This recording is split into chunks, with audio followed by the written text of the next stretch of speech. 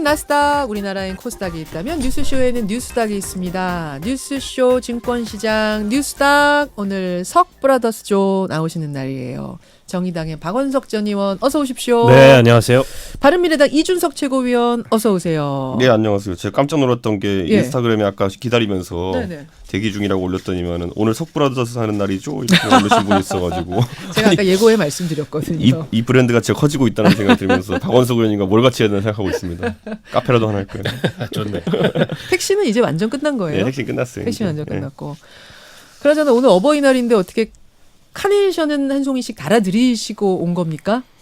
저는 지난 주말에 부모님 계신 데를 다녀왔습니다. 아, 고향 갔다 오셨어요? 미리 오늘 뭐 이 아. 방송도 해야 되고 못 가기 때문에. 잘하셨어요. 잘하셨어요. 이준석 최고위원은 부모님 모시고 사세요? 아니면 혼자 사세요? 아니요, 저만 따로 살죠. 따로 사세요. 네. 그럼 카네이션은 아직 그러니까 작년에 이제 저희 아버지 어머니가 예. 그 이제 회갑되는 해라 가지고 그때 큰 선물 한번 안겨드리고 네. 올해는 케이크 보내야죠. 뭐, 아이고, 회갑은 회갑이고 어버이날은 어버이날이지. 아, 그때 상당히 출혈이 컸습니다. 그때.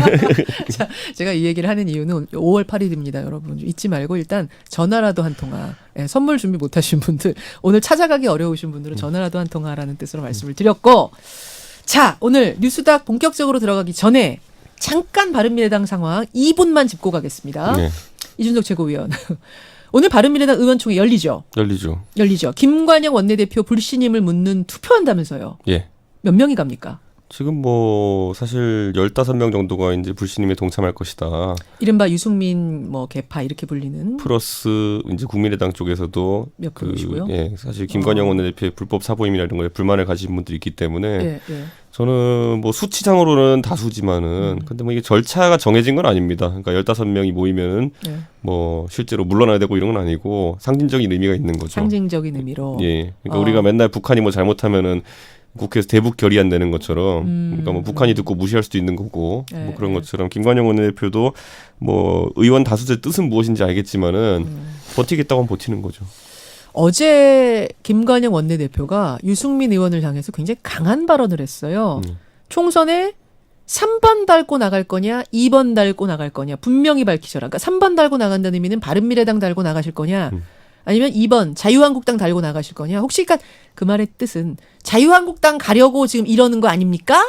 라는 근데 뉘앙스. 뭐 그게 사실 본인은 센 말 한다고 생각했지 모르겠지만은 이미 바른정당 만들 때부터 저도 그렇고 유승민 의원도 그렇고 바른정당 출신 인사들은 자유한국당으로 안 간다. 변화가 있다면 모르겠지만은 그 말의 의미는 뭐냐면 저희는 변화 없을 거라 확신하는 거거든요. 예를 들어 많이 기억하실 겁니다. 네. 예를 들어 친박 팔적, 진박 팔적 몰아내라라고 했을 때 예, 그거 예. 된다고 생각하는 사람 아무도 없어요. 예, 그러니까 예. 사실 좀 불가능에 가까운 목표치를 제시했던 것은 그렇게 하지 않기 때문에 개혁하지 못할 것이다라고 얘기하는 것인데 저는 그 김관영 의원님이 당연히 정치적으로 이제 해석을 해낼 줄 알았는데 못하고 이제 거기서 말꼬리 잡기 하고 있다. 저는 그래서 이거는 글쎄요. 오늘 지금 당장 뭐죠? 7시 반에 이제 하태경 의원 및 일부가 모여가지고 예, 예. 우리 3번 달고 나갈 거다. 그거 이제 발표해요? 발표를 이제 바른미래당 달고 나갈 거다. 하겠다는 회의를 지금 하고 있는데 하겠다는 회의 중이에요. 미리 말해도 되나? 그런데 어쨌든 뭐 그런 예. 의도가 좀 있는 것 같아요. 한국당 절대 안 간다. 이거 분명한 겁니까? 똑같은 얘기죠. 그러니까 개혁한다면 네. 모르겠는데 개혁 안 할 거다 이렇게 하겠죠. 알겠습니다. 네. 예. 오늘 불신임도 될 거라고 보시는 거고 일단 15명은 예, 뭐 절차에 정해진 건 아니지만 다수는 모일 겁니다. 예. 자, 그 상황을 좀 듣고 싶었고 하실 말씀 있으세요, 박원석 전 의원? 바른미래당 보면서 아니요, 뭐 서로 간에 지금 명분 쌓기를 하는 과정이어서 한참 갈 겁니다, 이게. 한참. 예, 금방 이 바른미래당이 뭐 네. 오늘 내일 사이에 깨지지 않을 것 같아요. 음. 제가 보기에는 뭐 올해 말까지도 이런 류의 당내 갈등이 계속될 가능성도 있을 것 같습니다. 안철수 의원 언제 옵니까? 저한테 물어보시면 안 됩니다. 저는 그분과의 소통이 단절된 사람이기 때문에. 아니 유승민, 안철수 두 분이 물밑으로 접촉하고 계신다. 물론 뭐 직접 두 분이 하는 건지 모르겠지만 조만간 올 거다라는 얘기가 있어서. 물밑으로 하는 건 딱히 없어요. 그래요? 예. 근데 이제 서로 이제 지금의 손학규 대표 체제하에서는 네.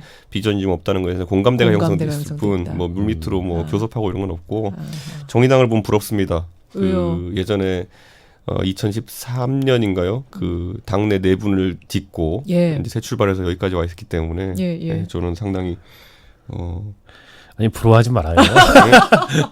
굉장히 고통스러운 과정이에요. 그때 뭐 서로 셀프 제명도 하고 이렇게 하면서 참 여러 난제를 거치고 지금 여기까지 와 있습니다. 롤 모델입니까 그러면? 더 잘 돼야 될 텐데 정의당이. 25석이나 있는 정당이 뭐 굳이 정의당을 롤모델로 삼겠습니까? 알겠어요. 하여튼 예 바른미래당 상황은 더 지켜보기로 하고 오늘 뉴스닥 상한가 하한가 가보겠습니다. 오늘 제가 어떤 상한가 하한가를 정해오셨는지 미리 좀 받아봤는데 네. 오랜만에 한 분의 상한가와 한 분의 하한가가 똑같이 겹쳤네요. 네. 예, 이런 날이 드문데 그 주인공은 바로 검찰총장, 문무일 총장. 누가 상한가 뽑고 누가 하한가 뽑으신 거예요? 저는 하한가를 뽑았습니다. 박원석 전 의원 하한가, 네. 저는 상한가. 상한가. 야, 이거 왜 한 분은 상한가고 한 분은 하한가로 꼽으셨는지 먼저 누구부터? 박원석 전 의원. 일단 약간 톤을 낮췄어요. 그래서 검경 수사권 조정 문제에 대해서 관심을 가져주셔서 고맙다. 이런 식으로 약간 톤을 낮췄는데 예, 물론 예. 이제 그 전에 음흠. 조국 민정수석이 검찰총장의 얘기도 경청하겠다. 그리고 경찰 권력이 비대해지는 것에 대해서는 좀 조정이 필요하다. 네. 이렇게 다소는 좀 달래는 듯한 언급이 있은 이후에 그렇죠. 키를 낮췄습니다만 저는 애초에 그 해외 출장지에서 성명을 내가지고 입장 표명한 것 자체가 좀 부적절했다 이렇게 생각을 합니다. 왜냐하면 대한민국 검찰의 가장 큰 문제는 예. 자신들이 하늘에서 떨어진 독립적인 존재라고 생각하는 경향이 있어요. 그러나 검찰은 정부 조직법상 정부 외청입니다. 그리고 검찰총장은 정부 외청장이에요. 예. 때문에 정부 입장을 정하는 과정에서 검찰의 의견을 충분히 저는 반영할 기회가 있었고 또 반영했을 거라고 생각합니다. 그럼에도 불구하고 어쨌든 정부 입장이 법무부와 행안부 사이에 정해졌고 그리고 국회에 와서 그게 입법 과정의 논의가 이루어지고 있는데 예. 그에 대해서 뭐 민주주의의 견제와 균형의 원리에 위배된다. 이런 식의 거의 뭐 이제 대놓고 항명을 한 항명이라고 보시는 거예요? 그렇죠. 뿐만 아니라 검찰 조직 내 항명을 부추긴 측면도 좀 없지 않아 있다는 생각이 들고 물론 이분이 이제 임기도 2달밖에 안 남았고 예. 별로 남은 임기 아쉽지가 않습니다. 예. 뿐만 아니라 자기 조직의 면을 좀 세워야 되는 면도 있어요. 또 검찰 조직이라는 게 굉장히 어떻게 보면 좀 무서워서 네. 아무리 총장이라고 하더라도 이 조직의 면을 제대로 세우지 못하면 뭐 바로 등 돌리는 그런 속성이 있기 때문에 그런 면도 있다고 봅니다만 어쨌든 공무원으로서 또 이 정부 외청장으로서 국회에서 입법 논의가 이루어지고 있는 사안에 대해서 예, 이제 예. 저런 식의 입장 표명은 부적절했고 아니 그러면 왜 작년 6월에 이미 이게 법무부와 행안부 사이에 정부 입장이 조율되는 과정에서 그때는 가만히 있었냐는 거예요. 충분히 입장 표명을 할 기회가 있었고 앞으로도 있을 텐데 언론에 대고 저런 식의 입장 표명은 굉장히 부적절하고 저런 식의 불쑥 입장문 내놓는 그렇죠. 거. 저거는 보기에 따라서는 주제는 없는 거죠. 일단 주제 넘는다. 네. 왜 그러냐면 생각을 해보세요. 정부가 이 기후 변화와 관련해서 미세먼지와 예. 관련해서 정부 내 역할을 조정했는데 예. 해외 출장 가 있던 기상청장이 거기에 대해서 반대한다고 입장 표명한 거예요. 하. 기상청장이 그런 거 가능하겠습니까? 불가능해요. 저거는 검찰총장이기 때문에 검찰이기 때문에 저런 식의 행위를 하는 거거든요. 일종의 자만심이 있는 거다. 그렇죠. 우린 힘 있다. 네. 그렇기 때문에 저렇게 했을 것이다. 네. 지금 주제 넘는다는 표현까지 하셨는데 이준석 최고위원은 상한가를 주셨단 말입니다. 문무일 검찰총장. 저는 사실 상한가로 처음에 분류했던 이유가 문무일 총장이 이런 이야기를 하면서 사실 직을 걸고 얘기를 한 거거든요. 그거나 다름없죠. 네, 그거 자체에 대해서는 어쨌든 공직자로서 뭐 사실 저희 김관영 원내대표와 대비해 보면 참 멋진 모습이다. 거기서 또 왜 저는 김관영? 이런 생각하고 싶고요. 저는 선출직하고 임명직을 그렇게 비교를 하면 안 아니, 돼요. 지금 그래도 온통 머리 저 속에 정도의 지금 당 얘기만 저 정도의 있어가지고. 기계가 있는 인사가 원내대표 했었어야 된다는 생각하고요. 여하튼 예. 저는 근데 이제 사실 이런 말은 드리고 싶어요. 조국 수석이 어쨌든 문무일 총장에게 이제부터라도 의견을 듣겠다는 취지의 이제 발언을 했지만은 묻고 싶은 거예요. 오히려 사법개혁에 대해서 지금까지 조국 수석의 역할이 무엇이냐라고 하면 사법개혁을 열심히 하고 있다라고 하면서 매번 이제 면피를 했는데 그렇다면 사법개혁의 주요 당사자들 또는 대상이 될 수 있는 검찰과의 네. 조율이 그럼 지금까지 미진했던 것이냐. 얼마나 조율하려고 노력했느냐 적극적으로 그 말씀이에요. 그러니까 검찰 입장에서 당연히 이제 검찰도 답정너처럼 예, 우리는 예. 답은 정해져 있으니까 예. 모든 개혁을 받아들이지 않겠다 이렇게 나섰을 개연성도 있지만은 지금 문무일 총장의 태도를 보면은 소통 자체가 좀 미흡했다는 얘기도 나올 수 있을 것 같거든요. 근데 저는 이 부분은 앞으로 이제 더 조율해 나가겠다 했지만은 왜 지금 이제 하필이면 국회에서 패스트트랙까지 이제 통과된 다음에야 소통 얘기가 다시 불거지느냐. 저는 그거는 어느 쪽이 귀책 사유가 있는지 좀 나중에 살펴봐야 될 것 같고요. 저는 두 분 다 타이밍은 적절하지 않았다고 보시는 거예요? 저는 뭐 그것이 누구에 기인한 것이냐에 누구에 따라 기인한 다를 수 건지는 있겠지만은 모르지만, 저는 예. 왜 지금 이걸 나오냐라는 얘기하고 싶고 예, 그리고 예. 문무일 총장이 지금 이제 지적하는 것 가장 근원적인 거 그러니까 예를 들어 경찰의 수사 종결권에 대해 가지고 지적하는 부분은 최근에 이제 뭐 버닝썬부터 해서 1년의 경찰의 어쨌든 좀 미진했던 수사 과정을 보면서 예. 국민들도 공감할 수 있는 지점이 있는 거거든요. 예를 들어 마약 사건이나 이런 거 있어가지고 뭐 우리가 참 많이 얘기 나왔던 경찰총장 이 누구인지는 모르겠지만은 그런 사람이 마음대로 사건을 무마시킬 수 있고 그런 정황이 있다고 한다면은 그게 개혁의 방향은 아니거든요. 그러니까 저는 그런 측면에서 경찰의 권력 비대화를 비판하는 것도 뭐 최근의 상황에서는 어느 정도 일리가 있다. 그래서 속도 조절해야 될 수도 있고 예. 이 부분에 대한 국민적 우려를 불식시키는 것도 예. 사법개혁을 완수하기 위한 조국 수석의 과제가 아닐까 이렇게 자, 생각합니다. 이 수사 종결권 문제가 지금 핵심인데요. 그러니까 경찰이 검찰 지휘받지 않고 어떤 사건을 들여다보다가 경찰선에서 수사를 종결해 버릴 수도 있다. 이런 권한을 주는 거. 검찰은 그거 상당히 위험하다 얘기하는 거고 경찰은 아니 왜 위험하냐 이 정도를. 그리고 마음에 안 들면 검찰이 나중에 이의 제기하면 된다. 이렇게 얘기하는데 또 검찰 측에서는 수사가 다 종결된 걸 검찰이 나중에 들여다보고 이의 제기를 하는 건 이건 로또 맞을 확률과 같다라고 표현을 어떤 검사는 하더라고요. 그 수사 기록만 보고 그걸 찾아내는 건 로또 맞을 확률처럼 아주 어려운 불가능한 일이다. 근데 우리가 조금 되돌아봐야 될 게 있는데 예. 이번에 이제 그 문무일 총장이 국민 기본권까지 거론을 하셨어요. 그렇더라고요. 이 검경 수사권 분리를 두고서. 그런데 저는 반문하고 싶습니다. 검찰이 수사권, 수사지휘권, 수사종결권, 기소권까지 다 가지고 예. 전 세계 어떤 검찰도 이런 무소불위의 권한을 다 갖고 있는 조직이 없어요. 그로 인해서 검찰권을 남용함으로써 국민기본권을 침해했을 때 검찰 내부에서 누구 하나 목소리 냈냐는 겁니다. 지금까지 잘했느냐? 그렇죠. 그런데 이제 와가지고 예. 국민기본권까지 거론하면서 저거에 이제 반대한다라는 것은 지나치고요. 그리고 좀 아까 말씀하셨지만은 어쨌든 사법적 통제 장치가 사후적으로 있습니다. 예. 수사를 종결했지만 그에 대해서 보완 수사를 요구할 수가 있고 그 보완 수사에 정당한 사유 없이 불응할 경우에 징계를 요구할 권한까지 검찰에 부여를 하고 있어요. 사법적 통제 장치가 없는 게 아니고요. 무엇보다도 국민들 보기에 김학의 사건 하나 과거에 제대로 처리 못했고 지금도 처리 못하고 있는 그런 검찰이라는 조직에 대해서 과연 국민들이 얼마나 신뢰할까. 그리고 검찰은 무슨 낯으로 이 수사권 조정을 가지고서 이렇게 이 공개적이고 거의 뭐 조직적인 그런 반발에 나설까. 알겠습니다. 저는 이해하기 어렵습니다. 이해하기 어렵다. 자, 하여튼 뭐 그 이야기는 계속 진행이 될 것 같아요. 어쨌든 두 분은 문무일 검찰총장의 이 입장 표명의 방식을 한 분은 좀 주제 넘는 거다라고 하셨고 한 분은 아까 뭐라고 표현을 기계 넘치는? 기계 넘친다? 뭐라고 기억이 안 나네. 이렇게 좀 달리 상한가 하한가 주셨어요. 아니, 적어도 국회 넘어왔으면요 이런 거 안 나오게 다 조정했었어요 행정부 내에서. 아하, 그렇게 보시는 거군요. 자, 그러면은 이어가 볼 텐데 하한가 먼저 갈까요? 하한가? 상한가 먼저 가죠. 박원석 의원의 상한가는 뭡니까? 민주당 신임 원내대표로 정했습니다. 민주당 신임 원내대표. 누가 될지는 아직 모르지만. 이인영, 노웅래, 김태년.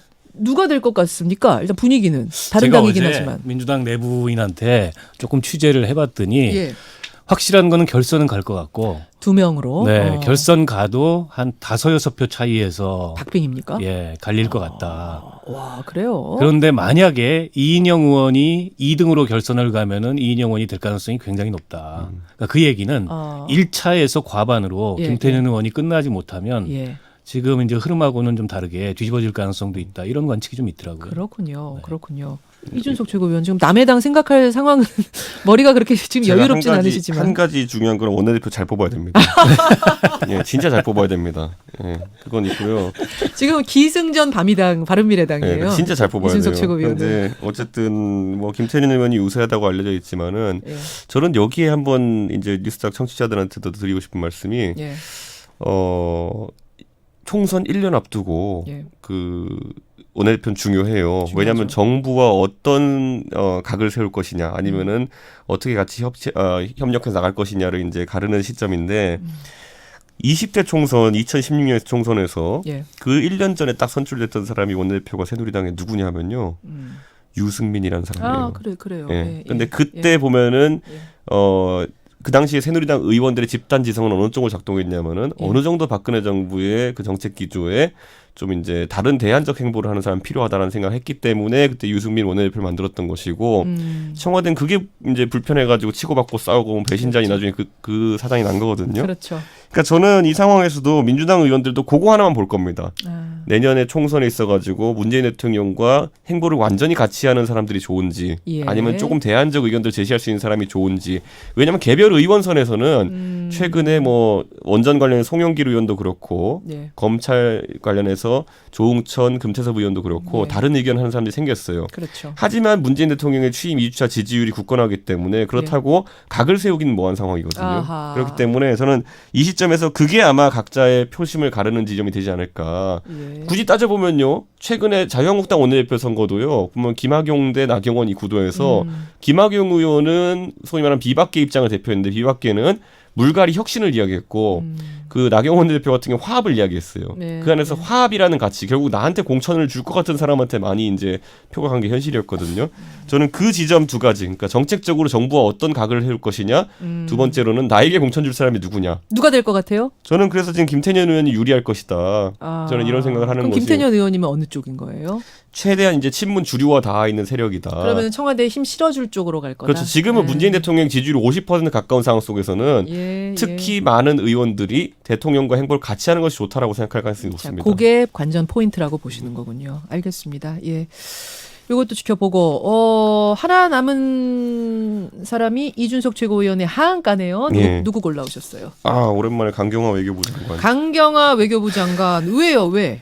이분이 이번에 뭐 별로 한 건 없는데요. 하필이면 그 미사일 쏘기 하루 전에 예. 이제 그 서울 프레스센터에서 외신 기자단 상대로 브리핑하면서 그 북한은 비핵화에 대한 의지가 있다라고 이렇게 표현을 했어요. 그렇죠. 그런데 외신 기자들은 좀 이제 정무적 관계보다도 사실을 무미건조하게 봐야 될 텐데 이분들이 보기에 얼마나 우리 외무부 장관이 외교부 장관이 이 현안에 대한 정보 공유가 잘 안 되어 있는 것인가에 대한 고민을 할 거거든요. 한마디로 그러니까 좀 모양이 빠졌다 그 말씀이시군요. 우리 외교부 장관이 그 얘기를 하고 바로 다음 날 발사체 미사일이 지금 떴으니. 그렇죠. 근데 저는 이 부분에 대해서 근데 이번에 국방부도 약간 입장 혼선이 있었잖아요. 예. 저는 정부 내에서도 이제 소위 말하는 입장들이 각자의 역할에 맞춰서 좀 나왔으면 좋겠다라는 생각하는 게 우리 국민들이 안보 측면에서 예. 국방부나 아니면 군에 바라는 것은 무엇이냐면은 최대한 이 위협이라는 것을 뭐 무미건조하게 받아들여가지고 국민들한테 전달해줬으면 좋겠다. 근데 이번에는 언뜻 보면은 예. 군의 입장 변화가 계속 생기면서 군이 정무적 판단을 하는 것처럼 비춰졌어요. 아하. 그러니까 군이 뭐가 날아올랐는데 저게 예, 미사일이냐 예, 아니라 예. 갖고 군은 오히려 해석을 굉장히 뭐 미사일을 각박히 해석하는 것이 우리 국민 정서상 맞는 것이고 다만 외무부에서는 그걸 정치적으로 해석해가지고 외교부에서는 하지만 이것이 이번에 뭐 미국과의 합의 그러니까 ICBM에 대한 합의를 위반한 것은 아닐 테고 다만 판문점 선언에는 좀 배치되는 부분이 있을 수 있다 이렇게 좀 풀어나갔으면은 예. 둘 간의 입장 차이가 그래도 저는 이해 가는 방향이었을 것 같은데 이번에 보면 양쪽 다 흔들렸어요. 지금 보면은 최대한 이제 정무적인 판단만을 이제 강조한 상황이었기 때문에 저는 앞으로 외교부에서 하여튼간 그 역할, 그러니까 어떤 뭐 충돌 같은 게 있으면 입장 완화하는 역할을 했으면 좋겠지만은 반대로 맹목적으로 또 이제 북한을 믿어주는 모양새로만 이제 갔다. 하면 이번에 강경화 장관의 약간 그런 외신 기자들에게 모양이 안 서는 모양처럼 나올 수도 있기 때문에 알겠습니다. 저는 좀 역할 분담 잘했으면 그러면 좋겠습니다. 외교부, 국방부 공동 하한가네요. 듣고 보니까 이준석 최고위원은. 저는 이번에 국방부는 왜 그랬는지 모르겠습니다. 보면은 명백히 김정은이 본인이 오해받으니까 본인이 미사일을 쏘는 영상을 아예 띄워버리잖아요. 저는 그러니까 내가 쏜 건 미사일인데 왜 이네가 아니라 그러냐 이런 자, 거잖아요. 박원석 전 의원의 해석 듣죠. 강경화 장관이 모양새가 좀 빠진 건 있는데요. 예. 그동안에 정부가 견지해 왔던 원론적 입장 표명을 한 건데 하필이면 그 다음 날 미사일이 발사되는 바람에 필이면. 예. 뭔가 이게 상황 판단이 잘 안 되는 그런 것처럼 비춰진 측면이 있는 것 같고요. 이번에 그 단거리 발사체냐 미사일이냐 이걸 둘러싸고 설왕설래가 있는데 예. 근데 특수성이 좀 있습니다. 특수성? 이게 북한에서 뭘 발사하면 우리 군이 독자적으로 그게 뭐다라고 규정하기가 쉽지 않아요.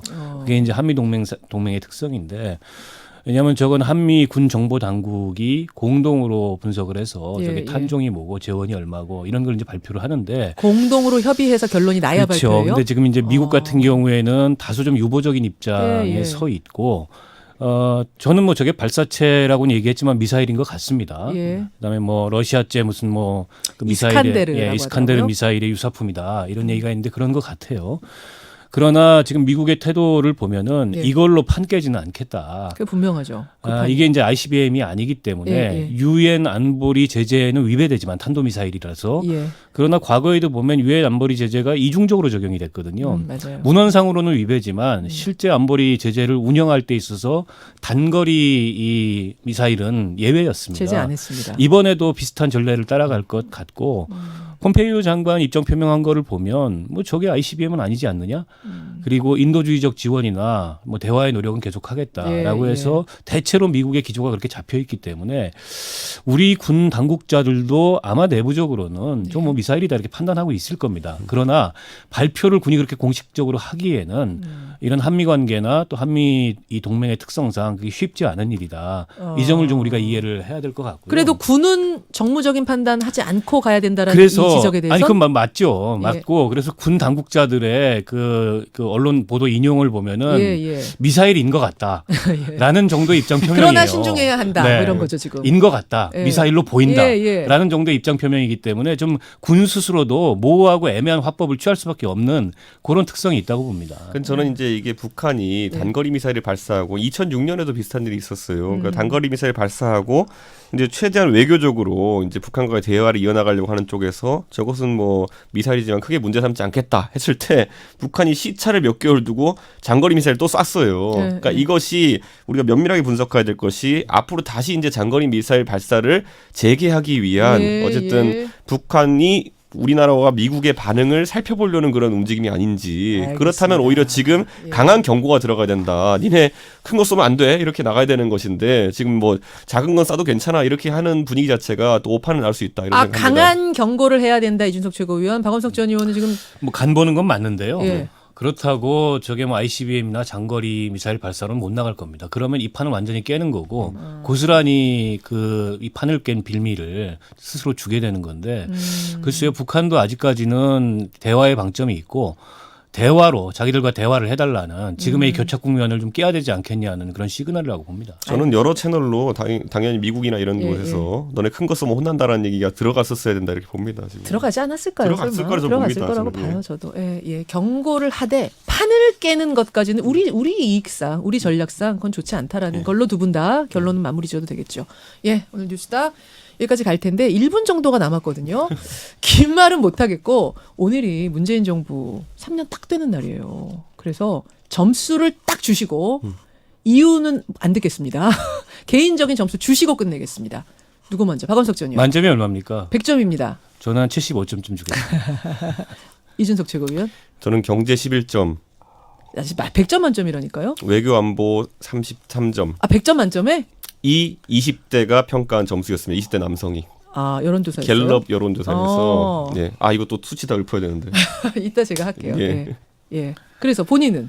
저는 그것에 어느 정도 뭐 의미를 두고 정부가 생각했으면 좋겠는 게 그 20대 초반 남성들 이런 분들이요 90% 지지율 보이던 곳이에요 원래 대통령에게. 근데 그 2년 사이에 젊은 사람들한테 왜 희망을 좀 주지 못했는가에 대해서 반성하면은 제 생각에는 총점? 그래서 총점? 아까 말했잖아요. 한 35점. 네. 정말 짜게 자, 여기까지 듣고 여러분 마음속에 몇 점이신지는 생각해 보십시오. 각자. 예, 고맙습니다. 고맙습니다. 뉴스닥 박원석 전 의원, 이준석 최고위원이었습니다. 김현정의 뉴스쇼는 청취자 여러분의 참여로 이루어집니다. 트위터, 페이스북, 레인보우 게시판, 그리고 단문 50원, 장문 100원의 유료 문자 샵 1212, 우물정 1212 통해 참여하실 수 있습니다. 김현정의 뉴스쇼, 여러분과 함께 만듭니다.